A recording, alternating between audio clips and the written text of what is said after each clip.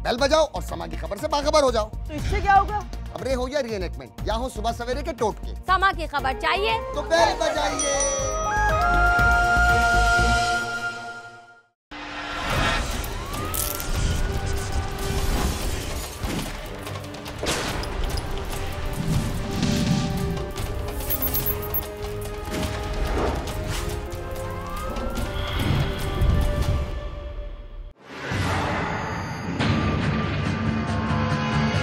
तकरीबन 3.5 साल एज है इसकी जो है। तो थर्सडे इवनिंग से तकरीबन 9 साढ़े 9 की इत्तला है कि जब से मिसिंग है। अल्लाह की कुदरत है, जो मेरे साथ हुआ है वो इंशाअल्लाह पुलिस तफ्तीश कर रही है, वो बात सामने आ जाएगी।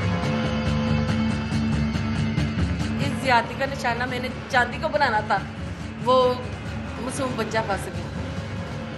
मैंने यही तय किया होता कि ये बंदा ये मेरा नहीं है तो मैं इसका किसी को भी नहीं होने दूँगी। जो कुछ सर्कमस्टांशियल चीज़ें हैं तो उस चीज़ को भी हम एनालाइज कर रहे हैं कि डेड बॉडी का अचानक किस तरह मंजर आम पे आ जाना है, उसकी क्या क्या वजूहत हो सकती हैं।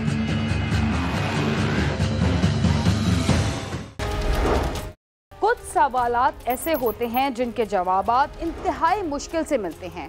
इनमें से एक सवाल ये भी है कि हमारे मुल्क के शहरों और देहातों में पैदा होने वाले बच्चे इतने गैर महफूज क्यों हैं? नन्हे मुन्ने मासूम बच्चे ही आखिर क्यों बेरहम हाथों का शिकार बन जाते हैं?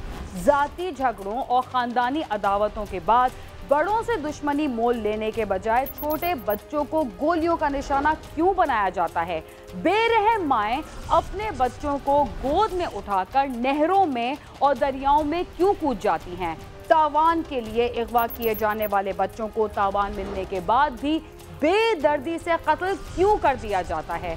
बेशक गुर्बत की वजह से बहुत सारे वालिदैन अपने बच्चों की देखभाल नहीं कर सकते और ज़िंदगी से फरार हासिल करते हुए अपने बच्चों को भी मौत के अंधेरों में फेंक देते हैं। लेकिन इससे भी बड़ा सवाल ये है कि हमारी हुकूमत बच्चों की तालीम, सेहत और खेल कूद के लिए कितना बजट मुख्तस करती है? उन्हें छोटी उम्र में मेहनत मजदूरी से बचाने के लिए कितनी तवज्जो देती है और उन बेरहम हाथों को रोकने के लिए क्या इक़दामात करती है जो कम उम्र बच्चों को कीड़ों मकोड़ों की तरह मसल कर रख देते हैं? बच्चे की आंखों में आने वाले आंसू भी उसके हाथ ना रोक सके। आंखों में उतरा हुआ खून बता रहा था कि वो आज किसी की जान लेकर ही रहेगी। हसद और जलन से भरे हाथ नन्ही सी गर्दन की तरफ बढ़ रहे थे और बच्चा ये सोच रहा था कि उससे ऐसी कौन सी खता हुई है जिसकी वजह से उसका गला घोटने की कोशिश की जा रही है। बच्चे ने वहां से भागने की बहुत कोशिश की, लेकिन कमरे से बाहर जाने का कोई रास्ता भी तो नजर ना आया। सारे दरवाजे बंद हो चुके थे और चारों तरफ मौत के कहकहे गूंज रहे थे।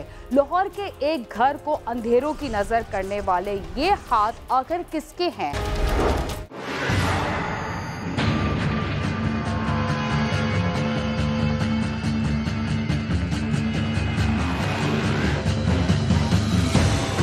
बागबानपुरा के रहायशी मकामी यूनियन काउंसिल के चेयरमैन शहबाज का 4 साला बेटा गली में खेलते हुए पुरअसरार तौर पर लापता हो गया। घर वाले उसे ढूंढने निकले मगर कई घंटे गुजर जाने के बावजूद बच्चे का कोई सुराग न मिला, जिस पर थक हार कर गुस्सा ने थाने में दरख्वास्त दे दी। ये शुएब वल शहबाज बच्चे का नाम है, तकरीबन 3.5 साल एज है इसकी जो है। तो थर्सडे इवनिंग से तकरीबन 9 साढ़े 9 की इत्तला है कि जब से मिसिंग है। तो तब से पुलिस भी इसको ढूंढने में लगी हुई है। तमाम मल्लेदारों इसके साथ मिल गए, तमाम हमने जो है सर्च वगैरह किए हैं। पुलिस ने रिपोर्ट दर्ज करके बच्चे की तलाश शुरू कर दी मगर बच्चा ना मिला। शुएब की गुमशुदगी के तीसरे रोज उसके हमसाये की छत से ताफुन उठा और जब घर वालों ने छत पर जाकर देखा तो वहाँ मासूम शहबाज की लाश पड़ी थी, जिस पर हमसाये ने शोर मचा दिया। शहबाज के वालिदैन और दीगर घर वालों ने जब उसकी लाश देखी तो वो शिद्दते गम से निढाल हो गए। वालिदैन की चीखों पुकार ने आसमान सर पर उठा लिया।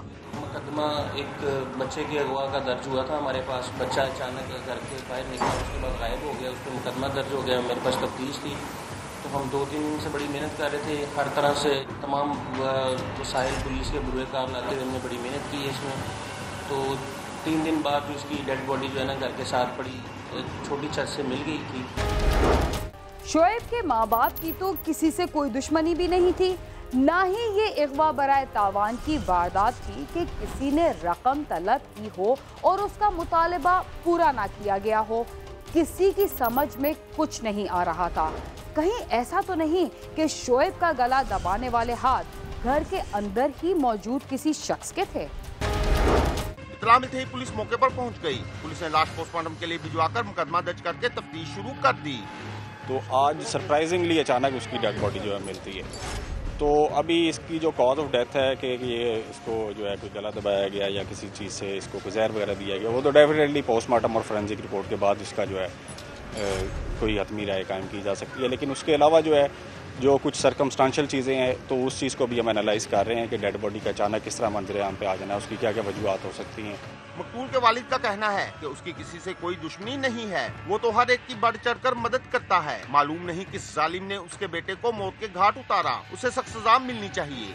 ऐसी कोई बात नहीं, कभी कोई ऐसा इशू नहीं है, ना कभी किसी से ज्यादती की है, तो ना अल्लाह के फजलों को ना मेरे से कुछ ज्यादती करना चाहेगा।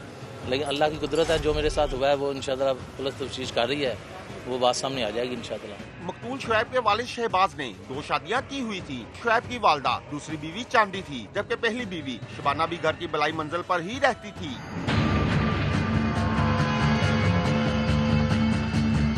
पुलिस ने मकतूल शुएब की सौतेली मां शबाना के मशकूक रवैये पर उसे हिरासत में लेकर पूछताछ की तो उसने शुएब के कत्ल का इतराफ कर लिया और बताया कि उसे खावंद और सोतन पर गुस्सा था, मगर इंतकाम का निशाना मासूम शुएब बन गया। मुलजमा ने शुएब को गला दबाकर कत्ल करने के बाद लाश संदूक में बंद कर दी थी और 2 दिन बाद ताफुन उठने पर लाश हमसाये की छत पर फेंक दी। डेड बॉडी के हमने क्राइम सीन को विजिट किया, उसको वो तफ्तीश में अमल लाते हुए मशकूक बंदे थे, हमें आइडिया था जो, तो फिर टिप पे हमने इस शबाना बीबी उसकी जो सौतेली माँ से इंटरोगेशन की, तो जिसने दौरान तफ्तीश इंकशाफ किया, हमें बताया, एतराफ़ किया कि मैंने इस बच्चे को गला दबा के कत्ल किया और उसके बाद अपने ज़ाती बैग में से छुपा लिया 2 दिन के लिए। जब बदबू आई है तो फिर मैंने इसको डिस्पोज ऑफ करने के लिए मुख्तलिफ प्लानिंग अपने जहन में थी कि घर से बाहर फेंक दूँ, ऐसे फेंक दूँ, लेकिन पुलिस का उधर रश ऑफ वर्क, बहुत ज़्यादा पुलिस थी, बहुत ज़्यादा लोग थे इकट्ठे हुए, उस वजह से इसको मौका ना मिल सका, तो उसने छत की पिछली साइड पर लाश को फेंक दिया। जब लाश फेंकी गई तो फिर उसके बाद जो है ना ये तफ्तीश मज़ीद खुल गई।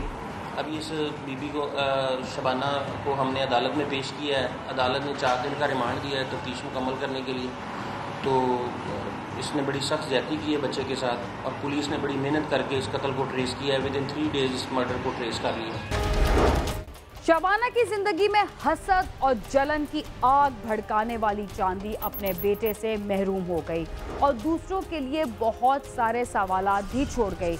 उनमें सबसे बड़ा सवाल दूसरी शादी का भी था। मुलजमा शबाना का कहना है कि वो अपनी सोतन चांदी को निशाना बनाना चाहती थी, मगर अफसोस का निशाना मासूम बच्चा बन गया। बच्चे को मैं निशाना नहीं बनाना चाहती थी, मेरे ज़हन में नहीं था, ना कोई प्लानिंग थी, ना मैंने कोई ऐसा कुछ किया था, ना मैंने कभी किसी के साथ ये बातें की थी कि मैं ये करूँगी, मैं वो करूँगी, मैं ऐसे करूँगी, मैं इनको ऐसे मज़ा चखाऊँगी, पर मेरा ऐसा कोई इरादा नहीं था। मेरा सुलह सफाई का इरादा था कि ये बंदा मेरे साथ ना बस सुलह सफाई के साथ रहे, सुलह सफाई के साथ मेरे बच्चे दे, मेरा हक दे, मुझे मेरा हक दे, तो मैं भी अपने बच्चों के साथ अपनी बाकी की ज़िंदगी अपने बच्चों के साथ गुजारूँगी।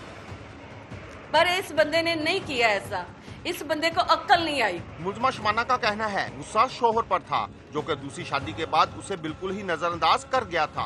मैंने अपने शोहर की वजह से ये किया है सारा। जे मेरा शोहर मेरे साथ सही चलता तो शायद ये ना होता, मेरे साथ मैं ये जुल्म ना करती, मैं करना भी नहीं चाहती थी। बस अचानक मेरे दिमाग में जब शैतान हावी हो गया, क्या हुआ, मैं ये जुल्म नहीं करना चाहती थी। मुलजमा का कहना है कि वो अपने घर में ही बेगानी होकर रह गई थी। इन्होंने मेरा कभी मेरे बारे में ऐसा पूछने का या देखने का कभी इन्होंने किया ही नहीं। मैं एक घर में रहती थी ना, नीचे वो होती थी, ऊपर मैं होती थी। बस मेन वजह यही है कि जी मेरे साथ ज्यादतियाँ करती आई हैं, बस इस ज्यादती का निशाना मैंने चांदी को बनाना था, वो मासूम बच्चा फंस गया। मैंने यही तय किया होता कि ये बंदा जब मेरा नहीं है तो मैं इसका किसी को भी नहीं होने दूँगी। पुलिस हुकाम का कहना है कि मुलजमा के खिलाफ तफ्तीश मुकम्मल करके जल्द ही चालान अदालत में भिजवा दिया जाएगा, जबकि मकतूल के वुसा का मुतालबा है कि मुलजमा को इबरतनाक सजा दी जाए ताकि आइंदा किसी को ऐसा करने की जुर्रत न हो। कैमरामैन अली मुस्तफा के साथ आमिर शहजाद, समा, लाहौर।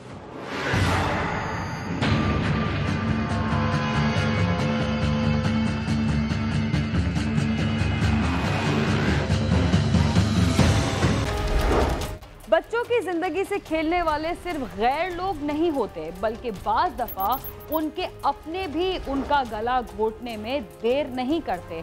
काश हम बच्चों की मासूमियत को इतना बड़ा धोखा देने वाले हाथों को रोक सकें। प्रोग्राम क्राइम सीन में वक्त हुआ एक मुख्तसर से वक्फे का, तब तक आप समा के साथ ही रहिए।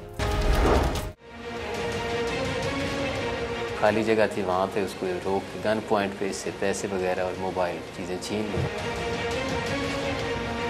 हमने बस यही सोचा है कि नौकरी करने से महीने बाद पैसे मिलते हैं, इसमें थोड़ा शॉर्टकट हो जाएगा, जल्दी पैसे आ जाएंगे। दोबारा उन्होंने देखा है कि वो बैंक के करीब जो घूम रहे थे, उन्होंने शोर किया, खुद को पकड़ लिया। 2 तो भाग गए हैं, एक को इन्होंने पकड़ा तो इससे पिस्टल भी बरामद हो गया।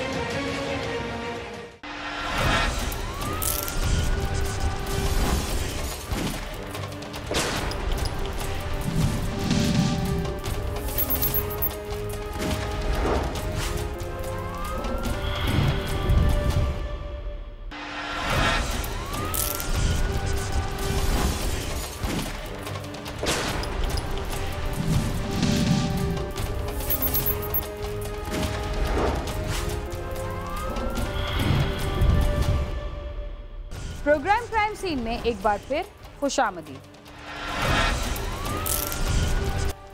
लूट मार का धंधा इतना आसान है कि उसे शुरू करने के बाद ना तो इंसान कोई नौकरी कर सकता है और ना ही कोई जायज़ कारोबार उसे अच्छा लगता है, इसलिए कि इस धंधे में ना तो देर से तनख्वाह मिलने का डर होता है और ना ही इसमें कोई बड़ी रकम लगाने की ज़रूरत होती है। इस्लामाबाद में ये धंधा उरूज पर है, मगर ऐसे अफराद ज़रूर गिरफ्तार कर लिए जाते हैं ताकि शहरी भी खुश रहें और नौकरी भी चलती रहे।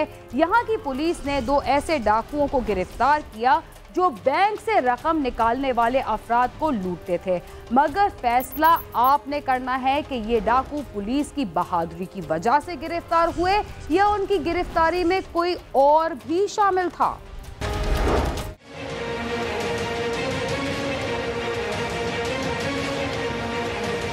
खान कुरी का रिहायशी है। वो अपनी बहन के हमरा शहजाद टाउन के इलाके में वाक़या निजी बैंक में रकम निकलवाने के लिए आया था। रकम निकालकर उसने बहन को दी और कुछ रकम लेकर बैंक से बाहर आ गया। बैंक के बाहर डाकू उसका इंतजार कर रहे थे। वो जूं ही मोटरसाइकिल पर बैठकर घर की तरफ रवाना हुआ तो वो भी उसके पीछे चल पड़े। यंग लड़के हैं, वारदातें करते हैं, खर्चा इसी तरह ही निकालते हैं।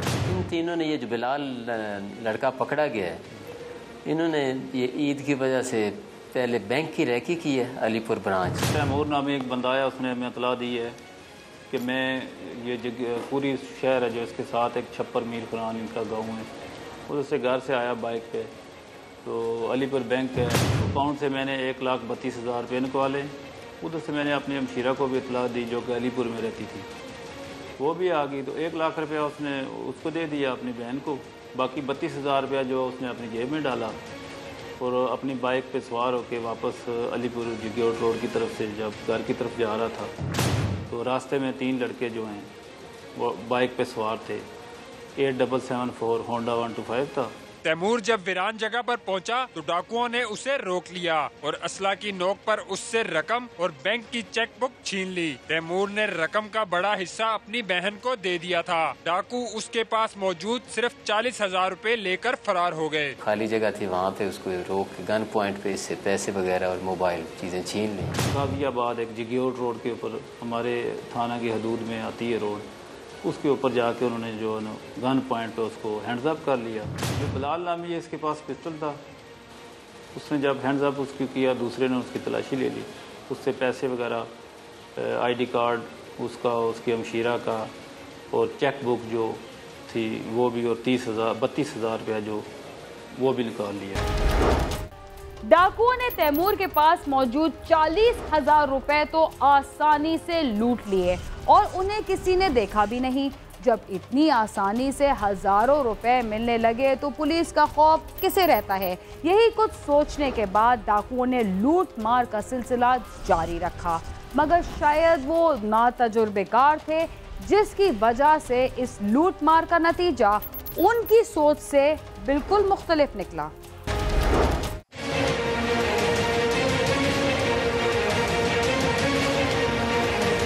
तैमूर लुटने के बाद घबराया हुआ घर पहुंचा और सारी कहानी अपने चचा को बता दी। उसने ये भी बताया कि वो उसकी चेक बुक भी छीनकर फरार हो गए हैं, जिस पर उसके चचा ने उसे साथ लिया और दोनों बैंक की तरफ चल पड़े ताकि चेक बुक के छीने जाने की इत्तला बैंक को दी जा सके। ये लड़का जिसके साथ वारदात हुई है, इसने अपने चचा को बताया, वो चचा को लेकर दोबारा बैंक में आए हैं ताकि अपने अकाउंट्स वगैरह क्लोज करवा सकें। तो दरख्वास्त देंदा उसने अपने चचा को जाके घर बताया, वो सहमा हुआ था। घर से जब वापस आया तो चाचा ने बोला क्या हुआ, इस तरह से दास्तान सुनाई उसने।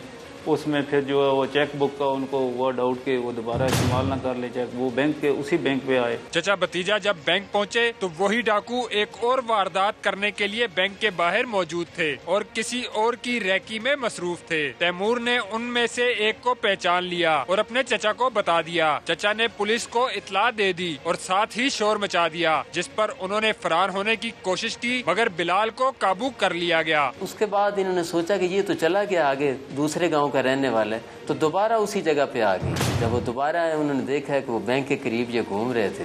उन्होंने शोर किया, खुद इनको पकड़ लिया। दो तो भाग गए, एक को इन्होंने पकड़ा है तो इससे पिस्टल भी बरामद हो गया और जो पैसे इसके हिस्से में आए थे जो इन्होंने तकसीम किए थे वो भी बरामद हो गए। बैंक में जाने वाले थे या खड़े थे बाहर कहीं देख रहे थे, तो वही लड़के उधर जब घूम रहे थे तो उसके चचा को, उसने अपने चचा को बोला कि ये वही लड़के हैं जिन्होंने मुझे उधर वारदात करके मेरे से रकम छीन ली है और पैसे। तो उस पर चचा ने जो है ना उसको बुलाने की कोशिश की, तो उनमें से दो जो हैं वो भाग गए।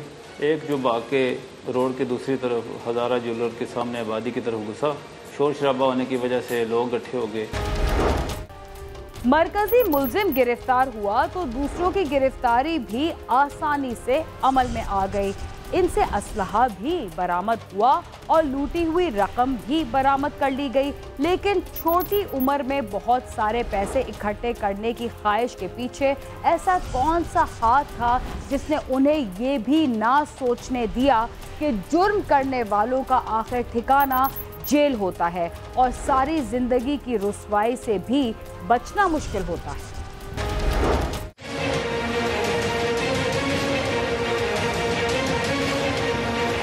तैमूर के चचा ने बैंक के सामने डाकुओं की मौजूदगी की इत्तला की तो पुलिस भी मौके पर पहुंच चुकी थी। लोगों ने शोर मचाने पर बिलाल को काबू कर लिया था और पुलिस के हवाले कर दिया, जिसने दौरान तफ्तीश अपने साथियों असद और अबरार शाह के नाम बताए, जिनमें अबरार को बाद में एक दुकान पर छापा मारकर गिरफ्तार किया गया। बरवकत हमें इत्तला मिली, हम भी मौका पर पहुँच गए, जाके इसको गिरफ्तार कर लिया। इससे एक पिस्टल बरामद हुआ है और 5 राउंड 10,000 रुपया इसका जो है ना वो जेब से निकला है। उसने इंटरोगेशन में ये बताया हमें कि ये 10,000 मेरी तकसीम की रकम है, जो कि 32,000 रुपये टोटल थी। तीनों को हमको 10,000 रुपये आए। तीनों डाकुओं में से पुलिस ने बिलाल और असद को गिरफ्तार कर लिया है, जिनका कहना है कि नौकरी करने से पैसे कम और देर से मिलते हैं, जबकि डकैतियां करके वो फौरन अमीर बनना चाहते थे। मैंने एक दफा जहाँ पे रोका, फिर उसने वो नहीं बचे, फिर आगे जहाँ पे उन्होंने लोग लिया उसको दोबारा रोका तो उसने उसे पिस्टल निकाल दिखाई है, दूसरे ने उसकी जमा तलाशी की है। वो इब्रार शाह और असद दोनों भागे हैं। इन्होंने मुझे पकड़ लिया, मारना शुरू कर दिया। तो फिर बस जगोट रोड पे आगे जाके जहाँ थोड़ा वैराना इलाका आता है, वहाँ पे जाके हम लोगों ने उसको, बिलाल ने पिस्टल उस पर मतलब ज़मीन की तरफ करके रखा है, उसको कहा है खेलना नहीं है। मैंने उसके बाइक की चाबी निकाल ली है और उसकी जेब से मोबाइल और उसका वॉलेट निकाला है। हमने बस यही सोचा है कि नौकरी करने से महीने बाद पैसे मिलते हैं, इसमें थोड़ा शॉर्टकट हो जाएगा, जल्दी पैसे आ जाएंगे। डकैतियां करके छोटी उम्र में अमीर बनने के ख्वाहिशमंद नौजवानों को पुलिस ने गिरफ्तार कर लिया है और अब इनके मुस्तकबिल पर डाकू और जेल की छाप रहेगी, जो कि ऐसे नौजवानों के लिए इबरत का बाइस है जो फौरन अमीर बनने के लिए शॉर्टकट इस्तेमाल करते हैं। कैमरामैन नदीम शेख के साथ नईम जंजुआ, समा, इस्लामाबाद। अगर कोई मुल्जिम जराइम की दुनिया को पैसे कमाने का आसान जरिया समझ बैठता है तो हमारे ख्याल में वो इसलिए बेकसूर है कि कानून नाफिज करने वाले इदारे भी अपनी जिम्मेदारियों से गाफिल हैं। अगर जराइम पेशा अफराद की गिरफ्तारी फौरन अमल में आ जाए तो शायद नौजवानों की सोच भी बदल जाए और वो जराइम की दुनिया से हमेशा के लिए दूर चले जाएं। इसके साथ ही क्राइम सीन अपने इख्तिताम को पहुंचता है। अगर आप हमसे रब्ता करना चाहते हैं तो हमारा पता है cs@sama.tv। इसके अलावा आप फेसबुक और ट्विटर पर भी हमसे रब्ता कर सकते हैं। बीना खान और क्राइम सीन की टीम को इजाज़त दीजिए और देखते रहिए समा।